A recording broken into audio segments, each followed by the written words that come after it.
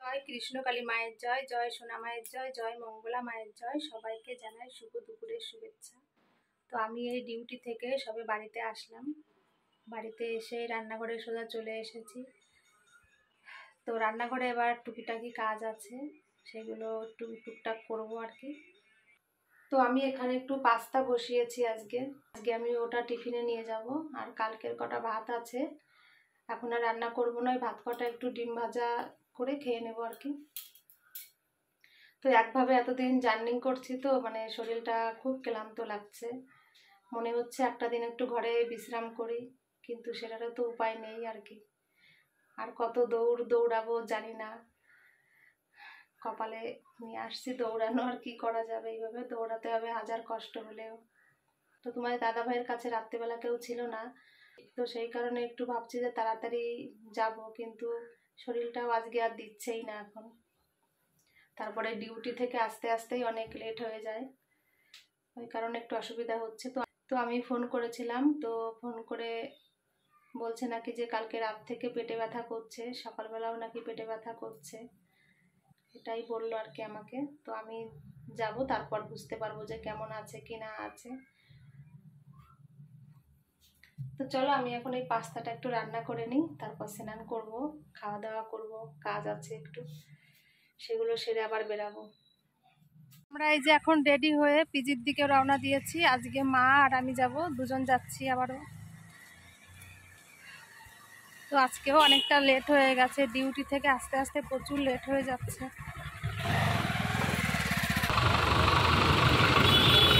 যে পিজিতে এসেছি, তো এখানে এসে খুব দৌড়াদৌড়ি করছি। তো ডক্টর লিখে দিয়েছে সিটি স্ক্যানের জন্য সব কিছু করতে, তো অনেক জায়গায় দৌড়াদৌড়ি করে কোথায় সিটি স্ক্যান করাবে সেটার জন্য দৌড়াচ্ছি খুব পরিমাণে। তো এখন আবার এখানে দাঁড়িয়ে আছি, তো বাইরে প্রচণ্ড পরিমাণে বৃষ্টি হচ্ছে, যেতে পারছি না কোথাও আর কি। আমার শাশুড়িকে প্রতীক্ষালয়ে বসিয়ে রেখে তারপর আমি এই দৌড়াদৌড়ি ছুটাছুটি করছি। এই এত দৌড়ঝাঁপ করে এসে বসলাম, সেই তখন মানে যখন এসেছি তখন 12টা বাজে, আর এখন প্রায় 3:45 বাজে। এতক্ষণ ধরে শুধু দৌড়াচ্ছি আমি, পুরো মাথা টাথা ভিজে গেছে বৃষ্টিতে।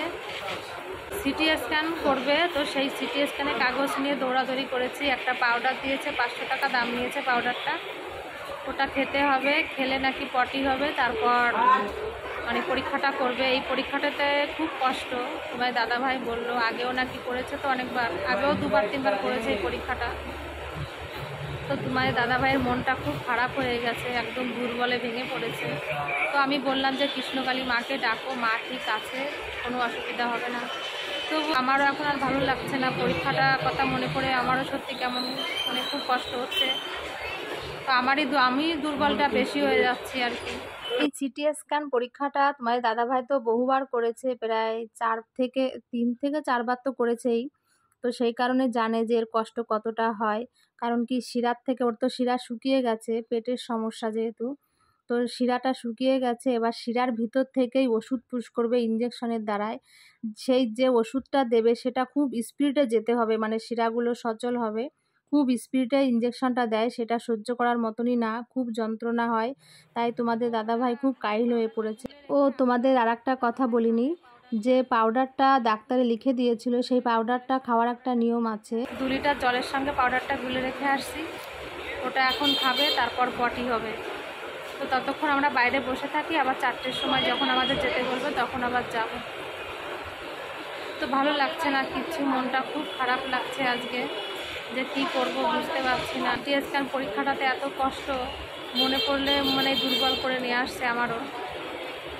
এতক্ষণ বাইরে ওয়েট করে থেকে 4টে বেজেছে, তোমার দাদা ভাইয়ের কাছে এসেছি। তো তোমার দাদা ভাইয়ের শরীরটা আজকে দেখছি এসে খুবই খারাপ, কারণ কালকে সারা রাত নাকি পটি হয়েছিল। আবার এখন আমি যে ঔষধটা গুলে দিয়ে গেছিলাম, ওই দেখো বোতলে আছে ওখানে, ওই যে দেখা যাচ্ছে।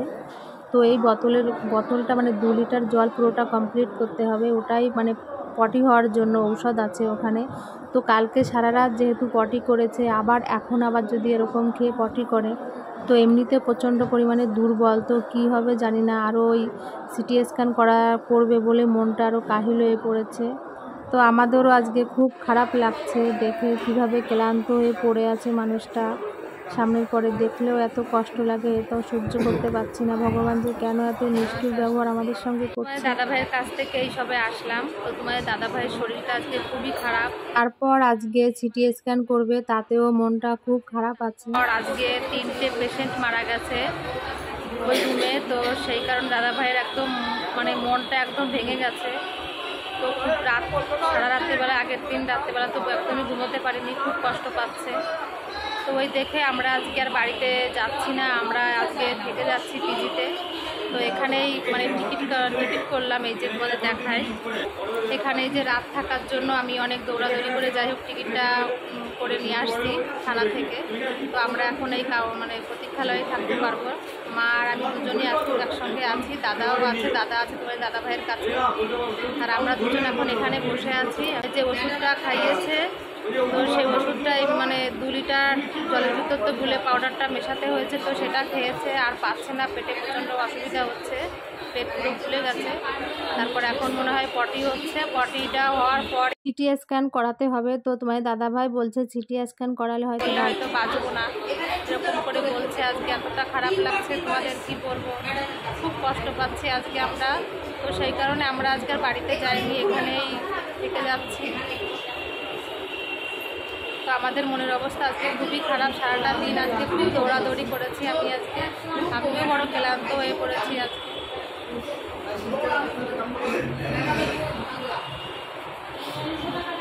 ও এখানে বসে আছে মন খারাপ করে। কালী মাকে খুব ডাকছি, তো মা কি আমার ডাক শুনবে আমি জানি না। মা কি সত্যি সত্যি আমার ডাক শুনবে?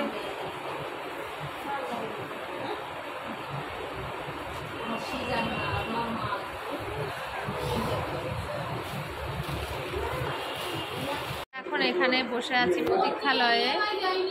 তো এর নিচে জায়গা করে নিয়েছি এই যে, তো এখানে এই কারণে বসে আছি আমরা। এখন একটু কিছু খাবো, তো দাদা একটু রুটি কিনে দিয়ে গেছে, সেই রুটিটা এখন খাবো একটু কলা দিয়ে।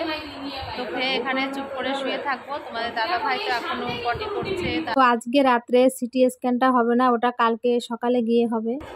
তো আমরা দুজন এখন এখানে শুয়ে থাকবো, আর দাদা তোমাদের দাদা ভাইয়ের কাছেই আছে, মানে আমার ভাসুর।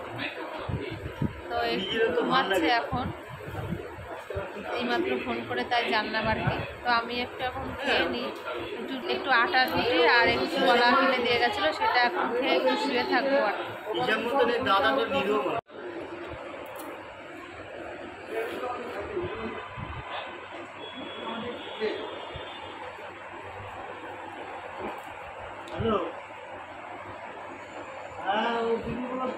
তো রাতের বেলা রুটি আর কলা খেয়েছি, এখন এখানে শুয়ে আছি। মা এই যে শুয়ে আছে, আমি শুয়ে আছি এখানে। তো আমার ভিডিওটি আমি এখানেই শেষ করছি। তোমরা সবাই খুব ভালো থেকো, আর প্লিজ সবাই আমাকে একটু সাবস্ক্রাইব করে দেওয়ার পাশে থেকো। আর সবাই তোমার দাদা ভাইয়ের একটু সুস্থতা কামনা করো, ও যাতে একটু ভালো হয়ে যায়, সুস্থভাবে যেন বাড়িতে চলে যায়।